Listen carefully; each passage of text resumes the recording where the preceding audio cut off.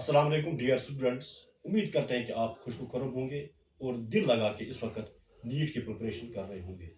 एक महीना बचा है नीट 2026 को। इस वक्त बच्चे के ऊपर प्रेशर भी है और एक्सपेक्टेशन भी है। ये सवाल हमने पूछा नीट एक्सपर्ट दाऊद सर से। अस्सलाम वालेकुम डियर स्टूडेंट्स। तो सर ये एक बहुत अच्छा क्वेश्चन है कि इस स्टेज पे बच्चे पे प्रेशर होता है और माँ बाप के एक्सपेक्टेशंस होते हैं।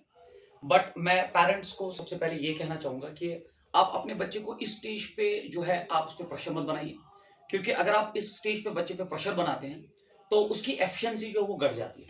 क्योंकि जब बच्चे पे प्रेशर आता है सर, साइकोलॉजिकली उसको जब प्रेशर और उस प्रेशर की वजह से उसका एफिशिएंसी और उसका जो अप्रोच होता है towards solving numericals and all that, या उसकी जो बाकी चीजें होती है वो इफेक्ट होती है। सो उसको आप बोलिए कि you are free to that live. आपने मेहनत की है, आपने पूरे 2 साल, क्योंकि नीट मींस 11th 12th और फिर आपने एंट्रेंस में भी कुछ महीने बिताए होते हैं। तो ये 2 ढाई साल आपने जो पढ़ा है, आपने कैसे पढ़ा है आप वो जानते हो। और फिर उसके बाद रेस्ट, अगर आपने अच्छी तरह से पढ़ाई की है, बाकी चीजें की है, तो रेस्ट जो है आप वो अल्लाह के हाथ में छोड़ दीजिए, क्योंकि he is the best planner. उसको पता है कि आपका रिजिक आपके पास कैसे पहुंचाना है। तो अगर ये आपके हक में लिखा है तो आपको मिल जाएगा, अगर नहीं लिखा है तो नहीं मिलेगा। बट आप तक था, आपकी मेहनत वो आपने की है, आपने उस पर काम किया है, तो इंशाल्लाह रहमान वो आपको बिल्कुल मिल जाएगा। तो ये था पेरेंट्स का पार्ट। अब स्टूडेंट्स को मैं ये कहना चाहूंगा कि अब 1 महीना बचा है सर नीट के लिए। तो इस स्टेज पे अगर आप बुक्स खोल के चैप्टर वाइज पढ़ना स्टार्ट करोगे तो वो एक गलत एक्सरसाइज हो जाएगी।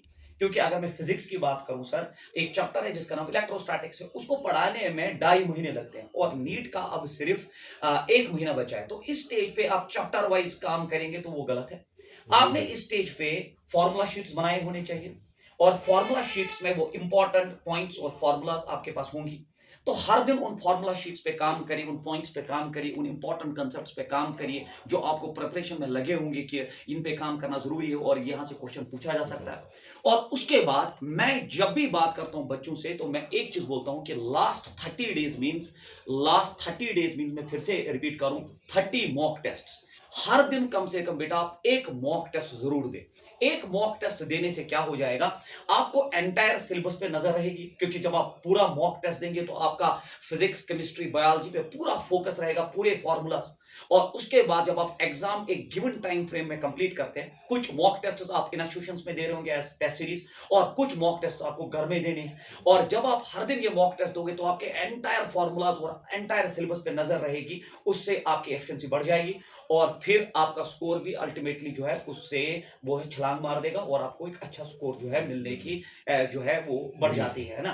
तो इसलिए आप मॉक टेस्ट पे काम करें जितने हो सकते हैं उतने। और मॉक टेस्ट देने के बाद सबसे इंपॉर्टेंट होता है उसकी एनालिसिस, कि आपने अगर जो है क्वेश्चंस किए तो कौन कौन सा क्वेश्चन है जो आपको नहीं आया उसको देखना और उसके रिलेटेड का कंसेप्ट और फॉर्मूला देखना, उससे जो है वो अच्छा हो जाएगा और फ्यूचर में वो क्वेश्चन फिर ठीक होना स्टार्ट हो जाएगा। कॉन्फिडेंस लेवल इस वक्त बच्चे की क्या होनी चाहिए? देखिए सर, मैंने पहले ही बोला, जब मैंने बोला पेरेंट्स का पार्ट है कि बच्चे पे ज्यादा एक्सपेक्टेशंस का दबाव ना डाले, क्योंकि जब आप ओवर थिंक करते हैं ना चीजों को तो फिर आपका दिमाग रिवर्स में चलता है। So you should have a peak confidence right now. आपको ये लगना चाहिए कि मैं बेस्ट हूं। ये कहने से जब आप इतना कहते हो ना दैट आई एम बेस्ट, तो आपकी बॉडी लैंग्वेज चेंज होते हैं, आपका दिमाग उसी डायरेक्शन में काम करता है और अल्टीमेटली आप वो अचीव करते हो जो आपको मिलना चाहिए।